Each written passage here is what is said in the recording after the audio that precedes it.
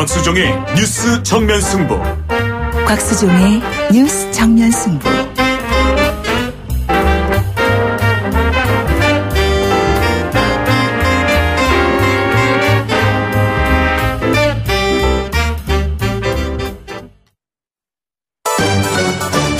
김작이 묻고 곽박이 경제로 답한다.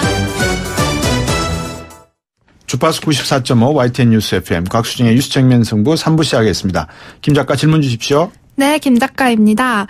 요즘 가상화폐인 비트코인이 투자 상품으로 인기라고 하는데요. 네. 이 가상화폐 투자는 어떤 원리로 어떻게 운영되는 건지 궁금하고요. 이런 투자 안전하게 믿고 해도 되는 건가요? 답부터 드리면 하지 마십시오. 투자는. 왜냐하면 비트코인 같은 가격은 상당히 이렇게 가격의 오르내림이 심해요. 부침이 심해요. 예를 들면 2009년에 처음 비트코인이 나오기 시작했는데 그때 가격보다 지금 2,300배 올랐다고 보시면 돼요. 근데 2,300배 오르는 동안에 가격이 올랐다 떨어졌다 하는 게 몇십만 원에서 몇백만 원 사이 왔다 갔다 하거든요. 그러니까 상당히 이 변동폭이 크기 때문에 투자 시점을 잘못 잡으면 큰 손해를 볼 가능성이 있고요. 물론 끝까지 들고 가면 괜찮아요. 근데 이제 문제는 그렇습니다. 비트코인이니까 돈이잖아요. 경제학에서 화폐는 세 가지 기능이 있어요. 가치를 매기는 기능, 가치를 저장하는 기능, 또 교환하는 기능, 이 세 가지 기능이 있는데 비트코인은 아직까지는 경제학적으로 그런 기능을 보유하고 있지는 않습니다. 돈으로 투자할 수 있다는 투자 대상은 허용을 하고 있지만 사실은 그 비트코인을 얻기 위해서는 엄청난 노력이 필요합니다. 비트코인의 한정수는 딱 정해져 있어요. 2,100만 개로. 처음 발명한 사람이 사토시 나가모토라고 하는 사람인데 누군지 몰라요. 사실 일본 사람인 걸로는 프로그램은 거는 알겠는데 정확하게 이름은 밝혀지지 않았는데 이 사람이 앞으로 인터넷 거래가 많아지면서 인터넷 거래상에서 발생되는 여러 가지 거래 기법 가운데 하나가 돈을 거래를 주고받을 때 그 거래받는 내역을 암호화시켜 놓으면서 이렇게 저장을 하는 기능을 만들었어요. 그러면 엄청난 컴퓨터가 필요해요. 왜냐하면 우리 김 작가하고 저하고 거래를 한다 그러면 우리 둘만의 거래가 하는 게 아니라 김 작가가 과거에 했던 모든 거래 내역을 내가 거래하기 전에는 내 컴퓨터가 알아내야 되잖아요. 그래야 김 작가를 믿을 수 있는 사람인지 없는지를 판단할까. 왜냐하면 은행도 없고 정부도 없고 아무것도 없어요. 그러니까 단지 컴퓨터가 김 작가가 그동안의 신뢰를 얼마나 가지고 있는지 또 나는 얼마나 신뢰를 가지고 있는지 그 기능을 컴퓨터가 알아야 되는 필요성이 있기 때문에 상당히 복잡한 게임을 하는 거다. 그래서 간단하게 말씀드리면 비트코인은 투자 상품으로 적절치 않다. 투기 상품으로는 적절하다. 그래서 이런 거는 일반인들은 관심을 끄시는 게 도움이 된다. 이렇게 말씀드리고 싶네요. 지금 여러분께서는 경제학자 곽수종 교수가 진행하는 YTN 뉴스 FM 곽수종의 뉴스 정면 승부를 듣고 계십니다.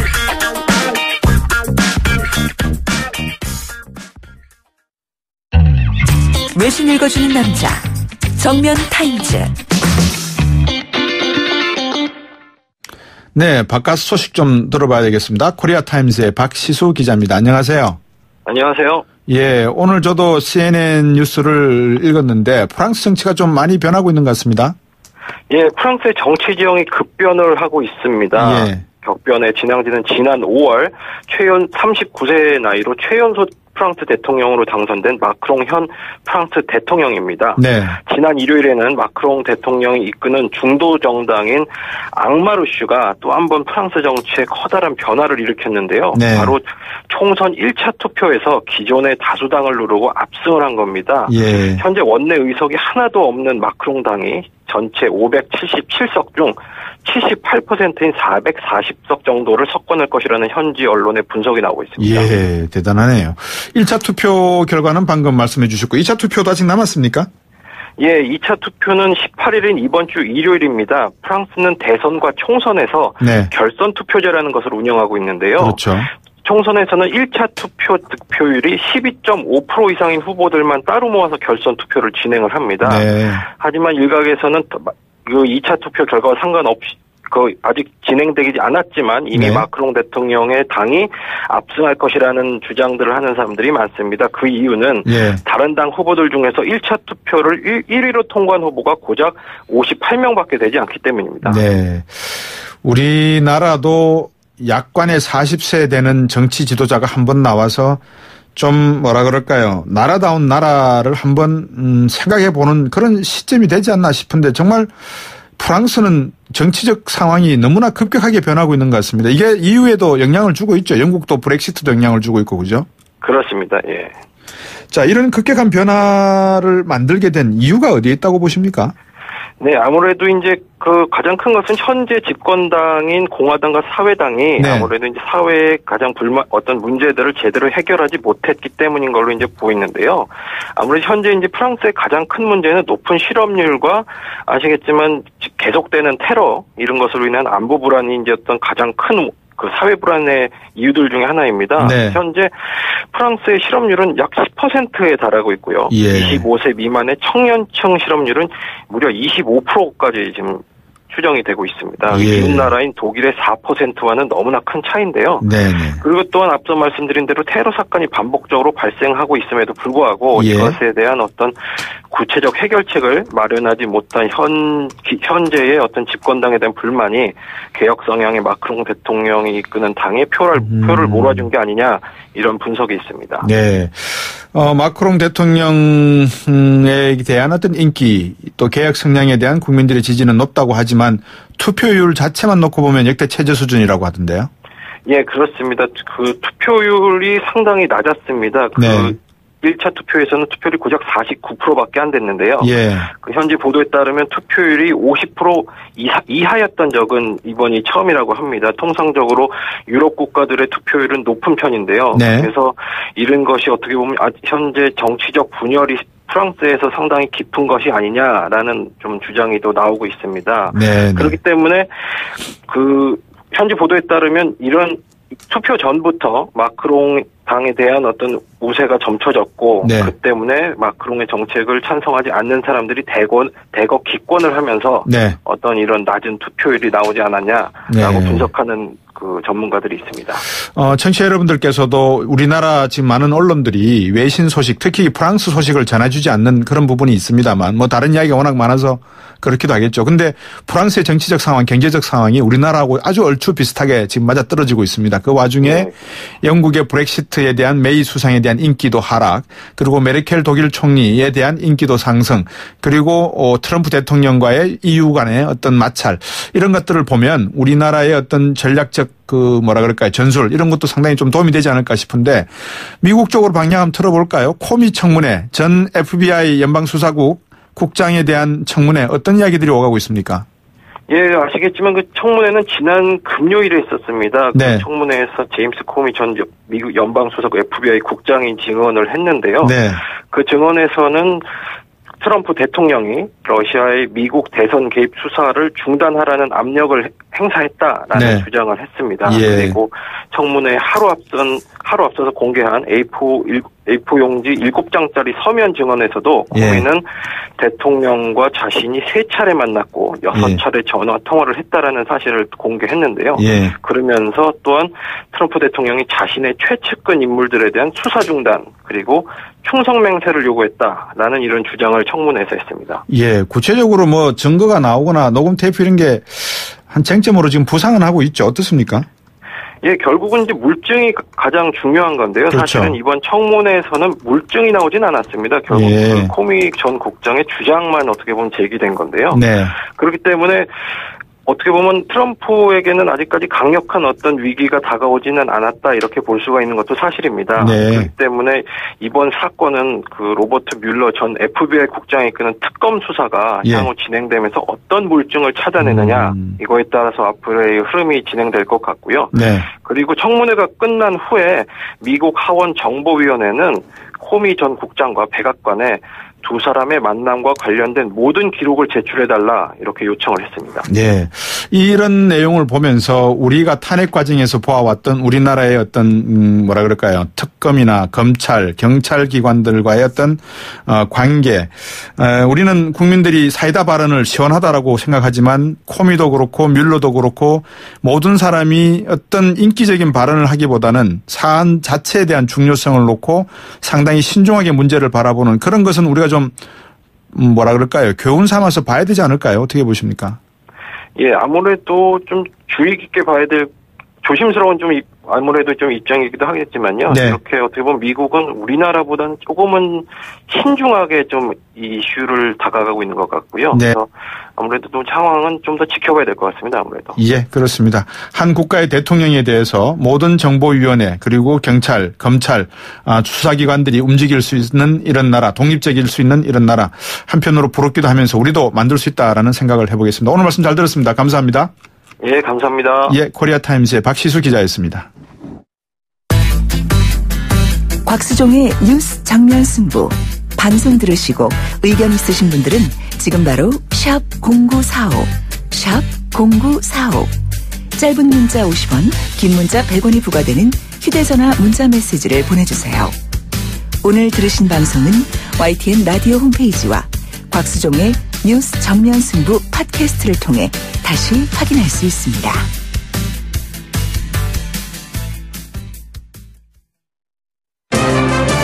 곽수종의 뉴스 정면 승부. 정치 고수들이 펼치는 정치 토크의 향연. 정치 길게 토크바. 예, 우리가 개헌 이야기를 하면서 국민들에게도 개헌에 대한 내용을 물어보겠다라고 하지 않습니까? 청취자 여러분들께서 정치에 관심 많으시죠? 정치 토크, 길게 토크바 시간입니다. 두 전문가 모셨는데요. 그냥 여러분에게 지나가듯 소개시켜 드릴 뿐이 아니고 나름대로 한국 경제, 정치를 아주 예리하게 들여다보시는 분들이니까 청취자 여러분들께서 궁금하시고 또 의견 나누시고 싶은 게 있으면 같이 말씀 나누셔도 될 것 같습니다. 우물정 0945 단문 50원 장문 100원이고요. 경희대학교 노동현 교수님 그리고 배재대 정현진 교수님 두 분 나오셨습니다. 안녕하십니까? 네, 안녕하세요. 예. 첫 번째는 뭐 아무래도 이제 인사청문회 이야기로 가야 될 건데 그보다 앞서서 간단하게 추경에 대해서 한번 여쭤보고 싶습니다. 노영 교수님 추경 어떻게 보셨습니까? 뭐 내용적인 측면에서는 여러 가지 뭐 좀 반대할 수 있는 부분도 많이 있습니다. 예. 근본적으로는 과연 그렇게 국민 세금을 들여서 공공일자를 늘리는 게 바람직하냐 네. 하는 부분에 있어서는 분명히 좀 부정적으로 볼 수 있는 의견들이 충분히 있고요. 예. 그러나 문재인 대통령이 설명했다시피 지금 상황이 워낙 좀 엄중하고 네.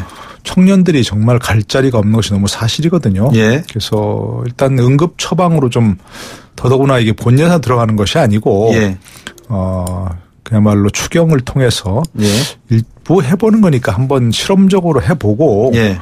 그리고 과연 그것이 어떤 그 청년 실업률에 이르는데 효과가 있는지 예. 한번 좀 해봤으면 좋겠다는 생각이 들 정도입니다. 예, 예. 물론 이제 그 자체 아까 이게 말씀드린 대로 여러 가지 의견이 있고요. 네. 그런 이견이 있다는 거 알고 있습니다. 예, 예. 알고 있는데 예. 이대로 가만히 있기에는 뭔가 너무 상황이 좀 심각한 상황 아닌가 싶어서.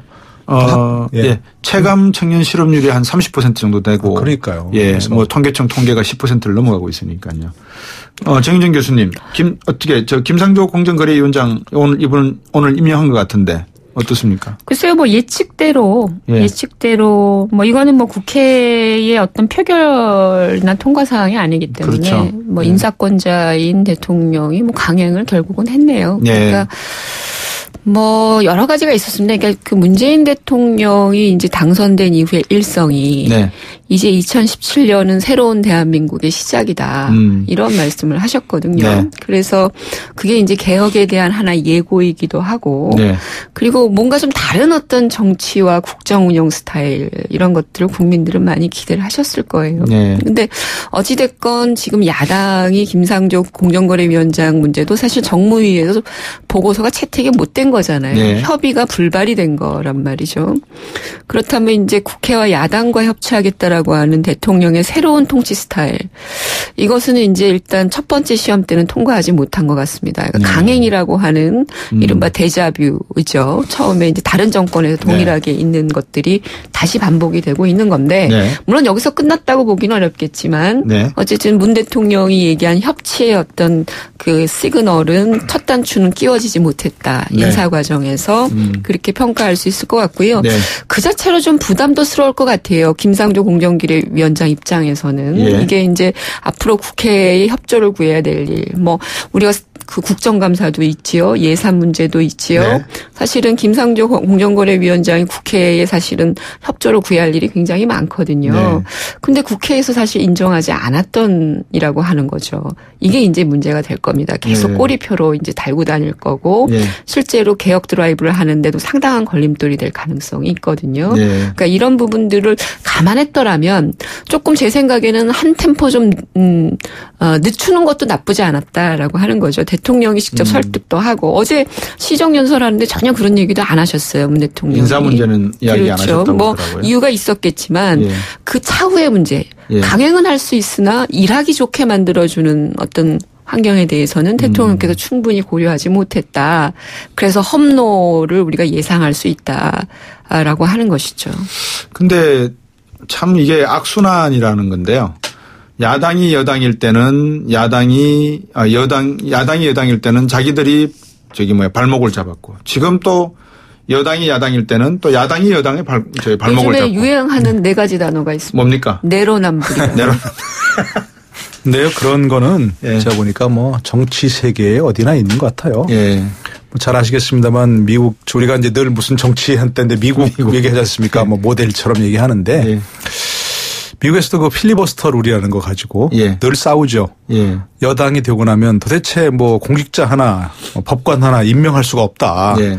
몇백일 걸리기도 하고 그게 다 필리버스터 룰 때문에 그런 거 아니겠습니까? 예. 상원에서. 예. 그러니까 이제 여당이 되면 이거 바꾸자. 5분의 3 필리버스터를 중지시키기 5분의 3이 너무 높다. 예. 그래서 과반으로 바꾸자. 일반 정육수처럼. 그렇게 여당은 주장을 합니다. 예. 공화당이 여당이 될 때도 민주당이 여당이 될 때도. 예. 근데 이제 그 반대당 야당은 절대 반대입니다. 예. 이건 상원의 심장과 같다. 그렇죠. 상징이다. 예. 근데 반대가 되면 예. 다시 또 바뀝니다. 또 공수가. 예. 여태 해결이 안 났습니다. 그러니까 이제 그걸 보면은요. 뭐 정치가 꼭 우리만 뭐 이렇게 이런 상황인 건 아닌 것 같은데. 예. 예. 그래서 참 아쉬워요. 참 아쉽고 뭔가 우리가 이렇게 정말 정말 고통스러운 과정을 겪었잖아요. 우리가. 예.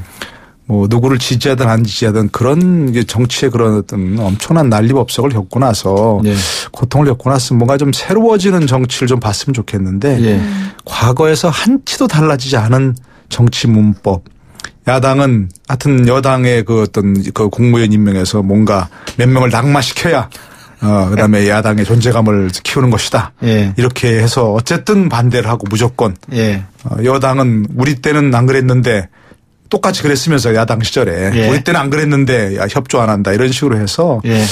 정치가 전혀 달라지지 않은 입모습을 보면 네. 정말 그 호된 시련을 겪고도 이렇게도 정말 깨달음이 없을까. 네. 정치하는 사람들이. 왜 그렇습니까? 근데 저는 교수님 말씀에 이제 한 200% 공감도 하지만 예. 딱 빼놓고 계신 게 있어요. 대통령 얘기는 왜 안 하시나요? 그러니까 국회는 늘상 이 국회의 대통령을 책임이고. 포함해서 한 얘기입니다. 대통령을 포함해서. 기억하실지 모르겠는데 네. 제가 좀 상기시켜드리고 싶은 것 중에 하나가 뭐냐면 한때 왜 우리 이제 탄핵 정부 거치면서 개헌 얘기가 나오지 않았었어요. 예. 그래가지고 뭐 개헌에 대한 요구가 있었을 때 당시 후보자이셨던 문 대통령께서 예. 그런 아주 유명한 워딩을 하셨죠. 이 구조를 바꾸는 것보다는 예. 이른바 의지를 갖고 있는 개혁 의지를 갖고 있는 새로운 리더십이 먼저 나와야 한다. 네. 이런 발언을 하셨어요. 그걸 이제 시쳇말로 사실 개헌에 대해서 미온적인 거 아니냐 이런 비판도 문 대통령이 그 당시 받았었거든요. 예. 그 얘기는 뭐냐.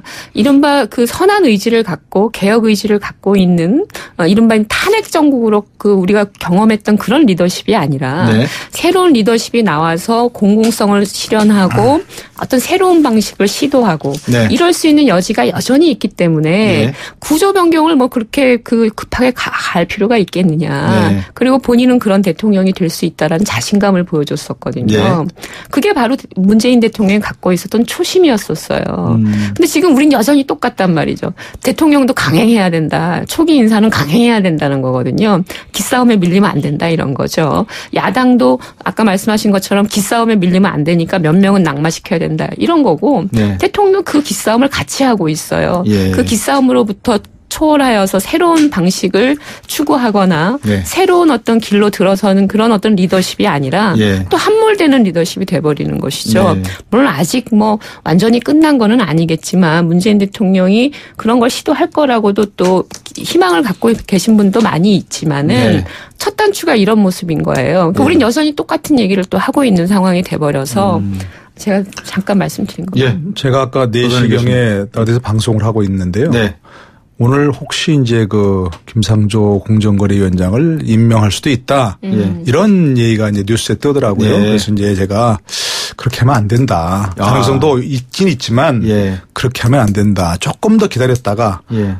야당에 조금 더 좀 자세를 낮은 자세를 취하고 네. 조금 더 설득하는 모습을 취하면 여론이 훨씬 더 문재인 대통령 편이 될 것이고 그럼요. 그래도 소용은 없을 것이다. 잘했어요.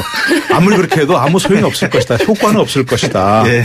네, 자유한국당이 결코 뭐 그렇죠. 선의를 받지 않을 것이지만 그래도 문재인 대통령이 조금 더 노력하는 모습을 보여야 한다고 예. 그렇게 얘기했어요. 예. 근데 1분쯤 후에 그 앵커가 저한테 잠깐만 속보 왔습니다 하면서 예. 얘기하는 게 예. 지금 임명했답니다. 이렇게 얘기를 하더라고요. 예. 그러니까 참 저는 이게 물론 어디서부터 누가 잘못이다 하는 게 따지긴 참 어려워요. 네. 이 문제는 제가 보기에는 명백히 문재인 대통령과 민주당이 풀어야 할 문제입니다. 네. 왜냐하면 이게 다 김상조 공정거래위원장, 강경화 외교부 장관 후보자, 예. 또 뭐 김일수 헌재소장 후보자 이런 예. 분들 과거에 비하면 정말 낫습니다. 솔직하게 얘기해서 예. 과거에 비하면 나은 분들이고요. 예. 그렇다고 그 하자나 흠이 무슨 엄청난 흠결이 있는 것도 아니고 네. 그러나 예. 이 문제가 왜 이렇게 자꾸 꼬이게 됐냐면 문재인 대통령이 공약 후보 시절에 예. 공약으로 그런 분들은 원천 배제하겠다 이렇게 강조를 했기 때문에 거대 원칙 말씀하시죠. 예. 그런 분들은 다 원천 배제하겠다 이렇게 강조했던 그걸 굉장히 강하게 공약집에도 맨 앞에 나와 있는 그런 부분이고 하기 때문에 이런 부분이 빌미가 된 거거든요. 그러면 거기서 풀어나가야 됩니다. 그런데 이제 민주당에서는 그 우원식 원내대표가 살짝 반성문을 쓰긴 썼죠. 네. 우리가 이명박 박근혜 정부 때 좀 심하게 했다. 그런데 그것이 정말 딱 깨놓고 얘기하고 공개적으로 얘기하고 예. 자 우리가 이렇게 했는데 우리 한 번씩 다 공수교대 해봤지 않느냐. 예. 이렇게 해서는 나라가 운영이 안 되니까 같이 한번 해결책을 만들어 보자 하고 이제 문재인 대통령이 먼저 풀어갔어야 되는 거죠. 네. 근데 그걸 사실은 아마 그렇게 했으면 그 야당에서도 더 이상 그렇게 막 그 먹잇장을 놓을 명분이 없었을 거예요. 그러나 그걸 자꾸 8230번님이요. 네. 예외를 둘 거면 처음부터 원칙을 그럼요. 얘기하지 네. 말았었으면 네. 안 좋았을까요? 하시네요. 그 말씀을 지금 교수님이 하시는 건데 저는 이렇게 그 생각이 드는 것 중에 하나는 뭐냐면 그 야당이 사실은 뭐 마치 그 무조건 반대한다 이렇게 보기는 어려운 것 같아요. 그러니까 그리고 교수님은 아까 이분들은 과거에 비해서는 상대적으로 흠결이 좀 덜한 사람이다 이렇게 말씀하셨는데 그건 단정할 수가 없는 것이죠. 이번에 청문회 과정에서 혐의가 있었거나 또는 의혹이 있었던 것이 충분히 해명되지 않았습니다. 왜냐하면 그냥 후보자들은 다 모르쇠로 일관한 거 아니겠어요? 그리고 자료 제출도 충분히 안 했던 거예요. 김상조 후보도 마찬가지고 강경화 후보도 마찬가지거든요. 국회에서 청문회 기간이라는 건 일정 기간 정해져 있고 그리고 그 국회 청문회가 조사나 수사기관도 아니고 후보자가 나와서 뭐 모릅니다. 우리 남편이 그랬습니다. 저는 잘 모르는 일입니다. 이런 방식으로 답변하면 실제로 어떤 것도 팩트로 검증된 것은 없어요. 그런데 그런 상황에서 의혹을 갖고 계속 가는 거거든요. 근데 이제 김상조 위원장의 경우에는 그렇습니다. 저는 그 여러 직위의 문제들이 좀 있는 것 같아요. 직위의 속성이라는 게 있는 것 같아요. 그 문재인 대통령께서 5대 그 비리 배제 원칙에서 상당히 중요한 거죠. 공정한 어떤 심판을 보는 자리들이 있어요. 예를 들면 정책 능력이 필요한 부분도 있지만 우리 어떤 공공기관 장중에는 심판을 봐야 되는 위치에 있는 감사원장, 뭐 예를 들면 공정거래위원장, 국정원장, 뭐 이런 여러 가지 말하자면 상당히 어떤 그 기관장의 도덕적 그 소질이 상당히 중요한 부분이 있거든요. 그게 있어야만 사실 심판을 제대로 볼 수 있는 거란 말이죠. 근데 아직까지 풀려지지 않은 김상조 위원장에 대한 의혹들이 이게 계속 꼬리표처럼 쫓아다닐 거예요. 그러면 김상조 위원장은 어떻게 심판을 볼까요? 라는 거죠. 그렇다면 그 개혁을 하겠다는 의지와는 달리 또 그런 것들 때문에 그 개혁 의지의 수세에 몰릴 수도 있는 거거든요. 그러니까 일을 하는데 오히려 도움이 안 된다라는 겁니다. 그래서 제가 볼 때는 그런 차원에서는 저는 야당들이 자유한국당을 포함해서 뭐 행태적으로는 잘하고 있다고 보기는 어렵지만 그 의혹이 있다라고 하는 것 자체는 저는 그 자체를 무시할 수는 없는 것이다. 그리고 그런 차원에서 대통령께서도 그 부분에 대해서 소통을 충분히 하셨어야 된다고 봐요. 그러면서 야당이 앞으로도 그런 문제들에 대해서 상당 부분 또 필요로 하는 부분들이 있거든요. 그래서 그 방법론적으로 좀 더 세련되게 넘어갈 수 있는 방법이 있지 않았냐. 네. 김상조 그 위원장을 위해서도 그래요. 검정거리 위원장을 위해서도 그렇죠. 예. 우원식 원내대표하고 제가 인터뷰할 때 우원식 원내대표한테 제가 그런 말씀을 드렸습니다. 김상조 공정거래위원장 후보자가 제가 정확하게 확인한 건 아닙니다만 중간 단계 금융 지주사를 만들어서 지배구조를 투명하게 하겠다라는 발언을 한 걸로 알고 있다. 그 말은 삼성 같은 이런 재벌 기업 지배구조 문제가 되는 재벌 기업을 삼성생명이나 자체가 가지고 있는 금융회사를 통해서 지주회사를 만든 다음에 지배구조를 좀 더 투명하게 하겠다라는 말로 알아들었으니 결코 이게 재벌을 무조건 뭐 그럼요. 어떻게 하겠다 이런 내용이 아닌 것 같다. 좀 설명을 해서 재벌들을 좀 설득하시면 어떻겠냐 제가 웃으면서 그랬습니다. 자, 3분 여기서 마무리하고 4부로 계속해서 이어가면서 강경화 외교부 장관 후보, 김선법재판소장 후보 인사청문회 표결 가능성 한번 여쭤보겠습니다.